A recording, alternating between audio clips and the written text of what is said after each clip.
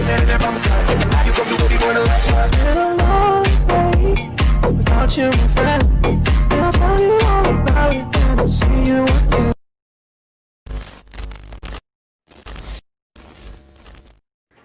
Yo, what's up guys? Welcome back to my YouTube channel. Nandito na naman tayo sa ating editing tutorial.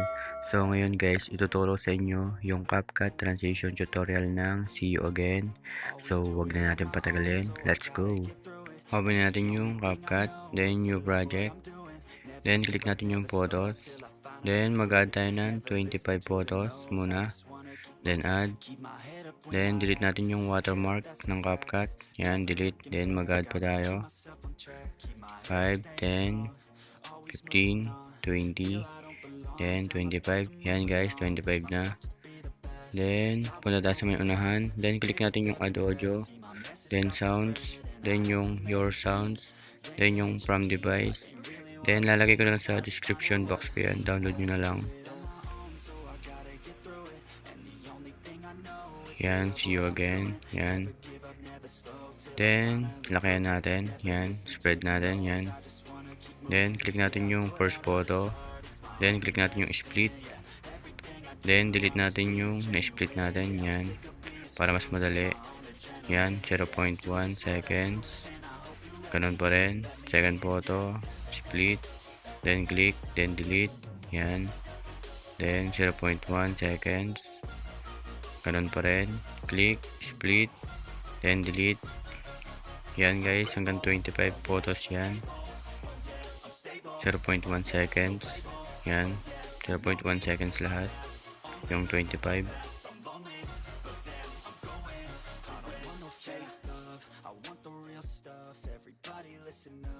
Yan. 0.1 lahat yan guys. Yung 25 photos. 0.1. Yan. Yan. 0.1 lahat. Then, okay na guys. Then, click ulit natin yung add. Mag-add ulit tayo ng photos. Mag-add tayo ng 14. Yan, 5. Add. Then, punta tayo sa dulo. Then, click natin ulit yung add. Then, add. Then, add. Yan, 14. Bali, 39 lahat yung photos natin guys. Then, punta tayo sa may 14 photos. Yan. Delete natin. Then, click natin. Yan. Delete. Yan guys, 0.5 lahat yan guys. Yung 14. Yan. 0.5. Yan. 0.5 lahat yan guys. Yan. 0.5. 0.5. Yan.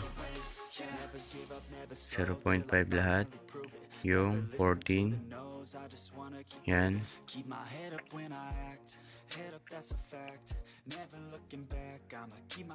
Yan. 0.5. Then, punta tayo sa may unahan. Then, click natin yung back. Yan. Then, click natin yung effects. Mag-add tayo ng effects. Then, click natin yung dreamy. Yan. Then, lalagyan natin ng mini star 2. Mini stars 2. Yan. Then, sakto lang natin sa doon sa may 25. Yan. Then, click natin. Lakayan natin. Then, transition tayo guys. Lagyan natin ng white flash. Yan. Then, apply to all. Yan. Meron na lahat yan guys. Then, click natin yung 26 photos. Yan. Then, animation. Then, combo. Then, punta tayo sa dulo. Lagyan natin ng left zoom. Then, right zoom. Alternate lang yan guys. Yan sa may 14 photos. Yan. Left zoom saka right zoom lang. Yan. Okay na. Then, dun tayo sa may ika 26. Yan. Sa may 14 photos. Then, lalagyan natin ng effects, yan. Then, punta tayo sa may frame. Then, lalagyan natin ng LED.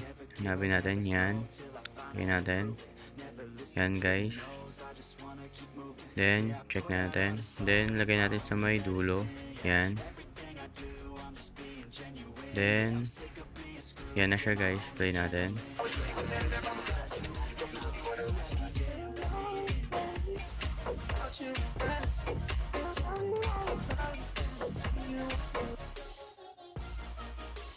Yan guys. Ganun lang siya guys. Then, export na natin.